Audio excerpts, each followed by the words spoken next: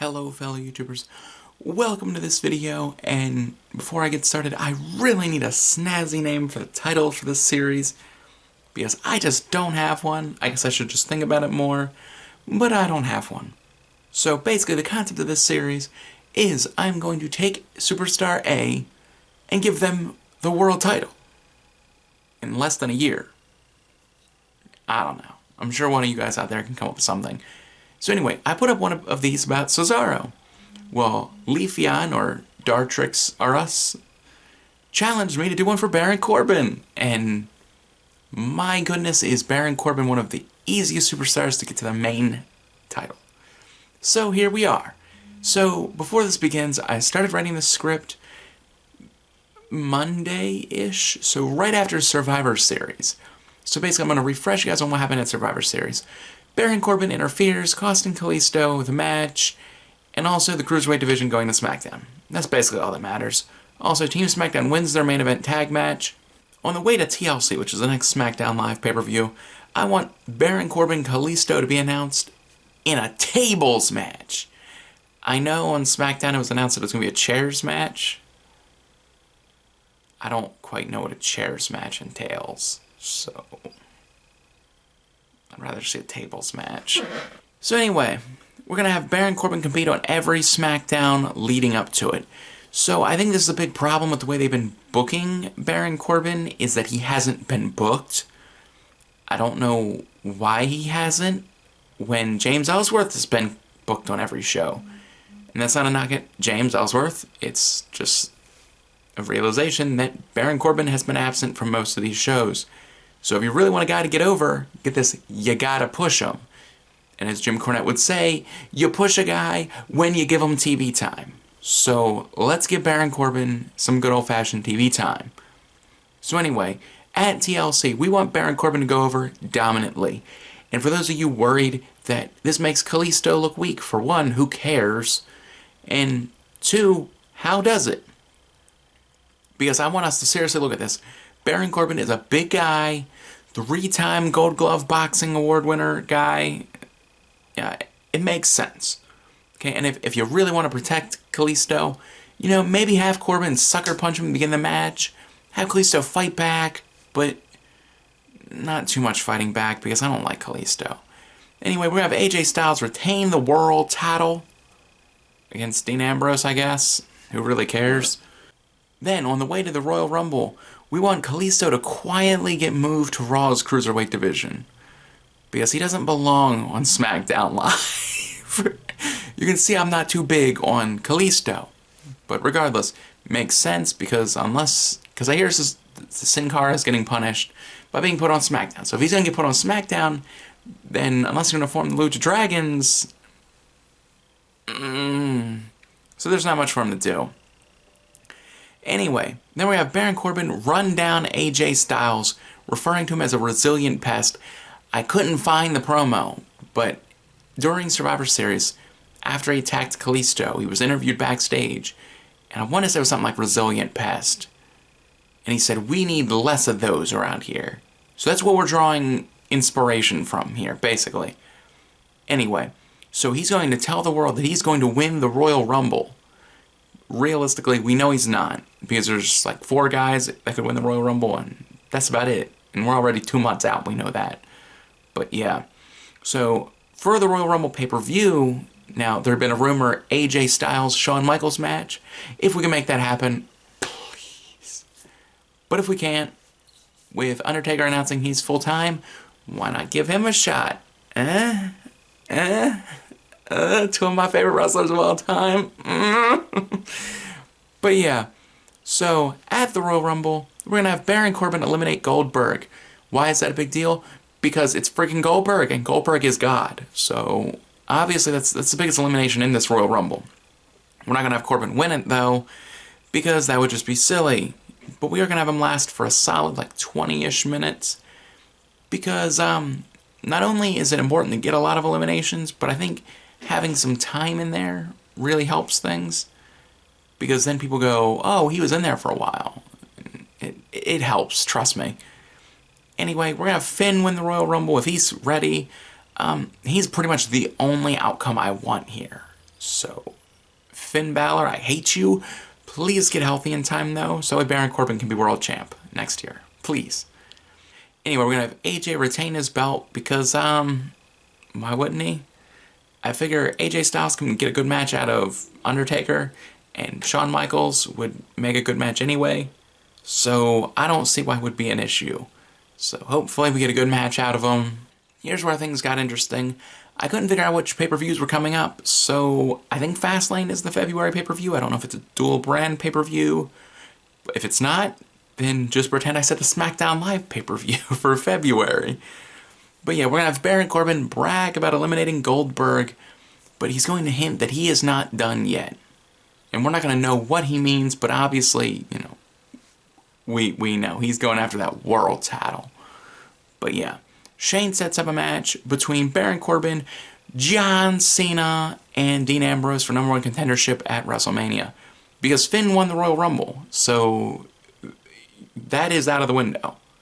But realistically, you know, we need to determine who's fighting for the WWE title, the most prestigious title at WrestleMania. So, at Fastlane, we're going to have The Undertaker come out to announce that he is retiring after WrestleMania. Okay, I know it was just a few weeks ago, or last week, when he announced that he wouldn't have WrestleMania define his legacy.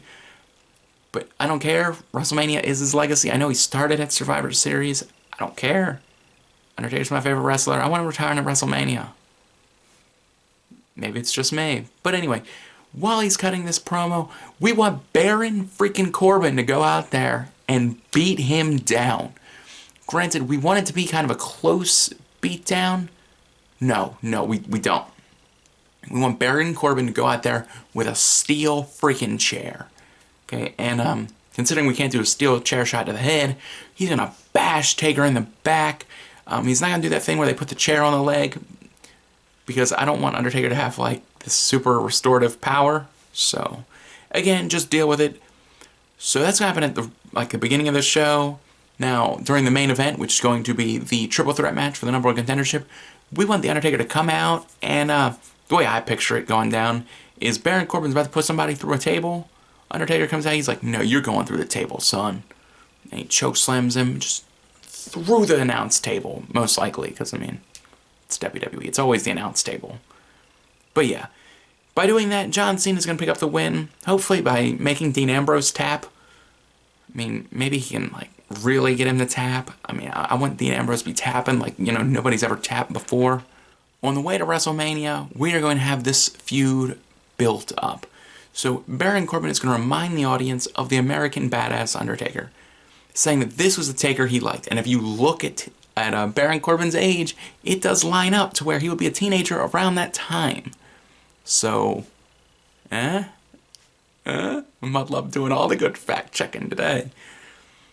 But yeah, we're going to have Baron Corbin insult Undertaker for being a dead man, basically saying that he's too weak to accept death when it's obvious he's already dead.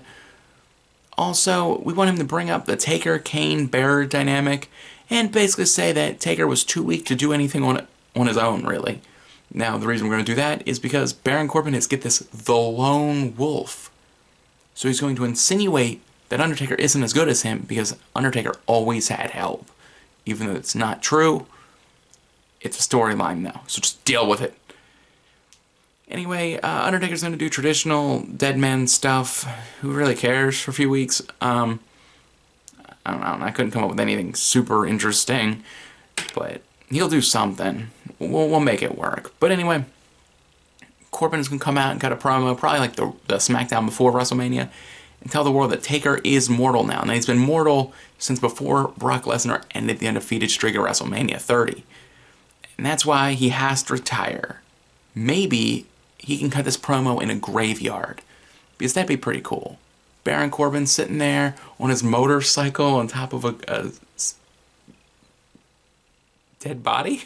I mean, not a dead body, casket or a tombstone. Something like that, you know, gives it like a little sinister vibe, but it also makes Corbin look like a badass, which is Baron Corbin 101. I mean, we all know that. That's why we're all fans of Baron Corbin. But because it's WrestleMania, there are a few things we have to mention. We're going to have Finn Balor win the Universal Championship. Can't really have Kevin Owens going on that super long of a title reign. And in a shocking twist of fate, John Cena's going to win the WWE World title. Again, but it's more of the story. Taker and Baron Corbin will be a no DQ match, and we want it to be really hellacious. But the bottom line is we need Baron Corbin to win. I get it. It's The Undertaker. That's his thing to win at WrestleMania. But we're building a star here, so we need Undertaker to lose. I kind of wish Baron Corbin had a submission move, but I mean, just hitting him with a good old end of days onto a steel chair would be kind of a weak spot. That could work. They would come up with an even better spot, don't worry. But yeah. Then we're going to work our way to the April SmackDown Live pay-per-view. So Baron Corbin going to come out. He's going to say to the world he deserves a world title shot against John Cena. And it's a completely fair point. Because Baron Corbin beat The Undertaker at WrestleMania. When Lesnar beat Undertaker at WrestleMania, he got a world title shot. So there's no reason why Baron Corbin shouldn't get the same. But Shane McMahon is going to refuse him, saying AJ gets his rematch first. And you know what this is going to cause? Baron Corbin is going to get triggered.